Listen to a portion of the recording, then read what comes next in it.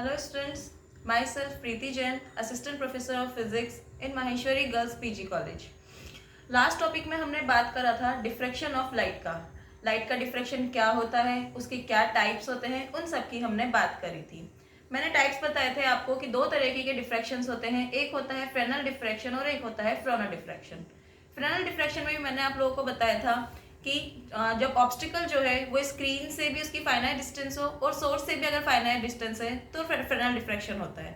उसी तरीके से मैंने फ्रोनोफर डिफ्रैक्शन का बताया था कि ऑब्स्टिकल से सोर्स की डिस्टेंस अगर इनफाइनाइट है और स्क्रीन भी अगर इनफाइनाइट डिस्टेंस पर सिचुएटेड है तो दैट्स वाई तब वहां पर क्या होगा, आपका फ्रोनोफर डिफ्रैक्शन होगा।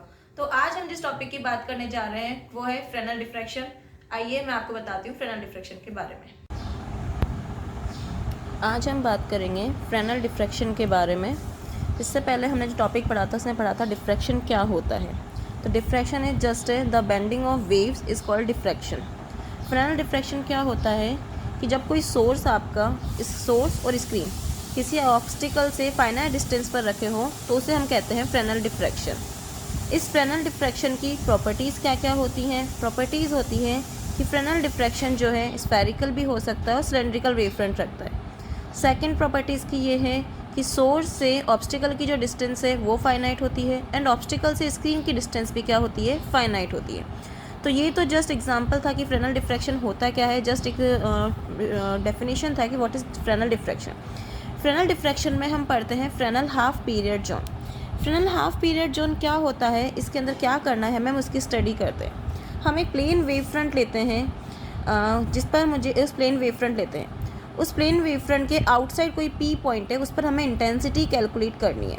अब किसी पॉइंट पी पर हमें जब इंटेंसिटी कैलकुलेट करनी है तो उस फ्रेनल ने क्या किया, जो आपके पास में प्लेन वेव फ्रंट था उसको डिफरेंट जोन्स में डिवाइड कर दिया। डिफरेंट जोन्स में उसने डिवाइड किया और उसको नाम दे दिया उसने हाफ पीरियड जोन। अब इस जो हाफ पीरियड जो इस फ्रेनल का जो ये जोन है इसको हाफ पीरियड जोन ही क्यों कहा जाता है?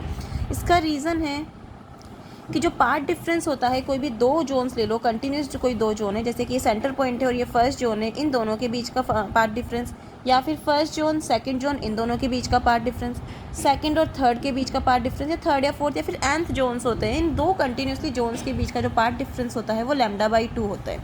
अगर वो पार्ट डिफरेंस λ/2 है दो जोन्स के बीच में तो उसका जो फेज डिफरेंस होगा वो पाई होता है एंड जो टाइम पीरियड डिफरेंस होता है वो t/2 होता है। अगर ये कंडीशन है तो ये जोन्स जो हैं ये हाफ पीरियड जोन्स होते हैं, और अगर ये कंडीशन नहीं है तो जोन हमारा हाफ पीरियड जोन नहीं है। तो जो हाफ पीरियड जोन क्या होता है कि दो कंटिन्यूसली दो जोन्स के बीच में पार्ट डिफरेंस अगर λ/2, फेज डिफरेंस पाई और टाइम पीरियड डिफरेंस t/2 है तो उस पीरियड उस जोन को अपन क्या कहेंगे, हाफ पीरियड जोन कहते हैं।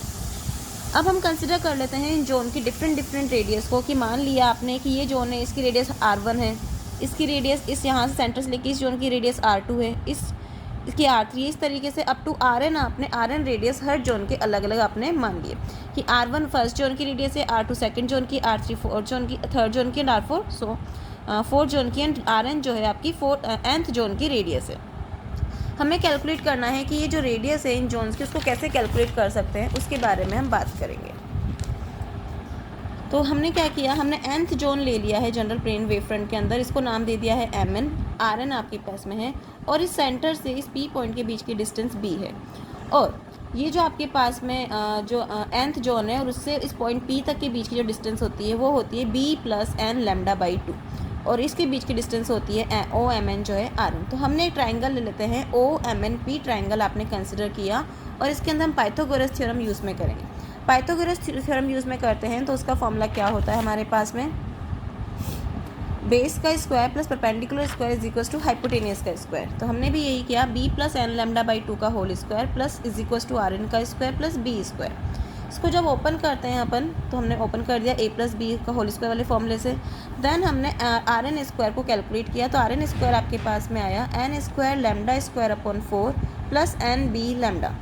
इसका स्क्वायर रूट हटा स्क्वायर ले लेते हैं तो rn इज इक्वल टू जाएगा √nb lambda plus n square λ²/4। But यहाँ पर जो n स्क्वायर λ²/4 है ये बहुत ही स्मॉल क्वांटिटी होती है, दैट्स वाई इसको नेगलेक्ट कर देते हैं। अगर नेगलेक्ट नहीं भी करते हो तो भी इसको रख सकते हो, तो भी आपका रेडियस निकल के आ जाएगा अप्रोक्सीमेटली दिस, क्योंकि ये वैल्यू आपकी ऑलरेडी बहुत छोटी है, that's why. So rn is equal to आपके पास में निकल के आया √nb लैम्डा। अब यहाँ से हम देख रहे हैं कि जो Rn है वो आपका n पर डिपेंड कर रहा है। n क्या है? नंबर ऑफ़ जोन्स, यानी कि n की जो वैल्यू नेचुरल नंबर से 1 2 3 अप टू सोन कुछ भी हो सकती है, और b आपका फिक्स है, और कोई भी लाइट होगी तो उसकी वेवलेंथ क्या होगी? आपकी फिक्स रहती है। दैट्स वाई Rn जो डिपेंड कर रहा है वो स्क्वायर रूट ऑफ n पे डिपेंड कर रहा है। मतलब अगर फर्स्ट जोन है उसकी रेडियस हमें निकालनी है तो वो हो जाएगी √b लैम्डा, सेकंड जोन की हो जाएगी √2b लैम्डा, थर्ड जोन की रेडियस √3b लैम्डा, और Rn है तो √nb लैम्डा। तो इस तरीके से हम देख रहे हैं कि हमारे पास में डिफरेंट जोन्स है और उन जोन्स की डिफरेंट रेडियस होती है। So radius of different zones क्या होती है? हमारे पास में डिफरेंट होती है। अब हमें पता करना है कि इन हाफ पीरियड जोन का एरिया क्या होता है। अब हम सिंपल सी एक बात देखते हैं कि मान लो एक तो ये वाला जोन है आपके पास में n जोन, और उसके बाद में जो n-1 जोन है, इन दोनों के बीच को अगर मैं माइनस कर देती हूँ रेडियस को, इन दोनों के अपन माइनस कर देती हूँ कि इस n जोन में से n-1 जोन को माइनस कर दूँ तो n जोन का एरिया निकल के आ जाएगा। सो हम क्या करते हैं, एरिया का फॉर्मूला हमें पता है, पाई आर स्क्वायर होता है, तो पाई Rn square minus pi Rn minus square. तो Rn की वैल्यू हमारे पास में है n√nb लैम्डा, तो इसका स्क्वायर करेंगे तो nb लैम्डा आ जाएगा। इसी तरीके से पाई n-1b लैम्डा। जब हम इसको सॉल्व करते हैं तो हमारे पास में एरिया निकल के आता है पाई b लैम्डा। हम यहाँ से एक चीज़ देख रहे हैं कि यह एरिया जो है हमारे पास में किसी भी जोन का निकालो n पर डिपेंड नहीं कर रहा है। सो जो भी हमारे पास में जितने भी जोन है इसके अंदर, इन सब का एरिया क्या रहता है? सेम रहता है। क्यों? क्योंकि यहाँ पर जो एरिया है आपका वो n पर डिपेंड नहीं कर रहा है। आई होप आपको आज का वीडियो समझ में आया होगा। कोई भी डाउट हो तो आप कमेंट सेक्शन में बोल सकते हैं। Okay, thank you so much.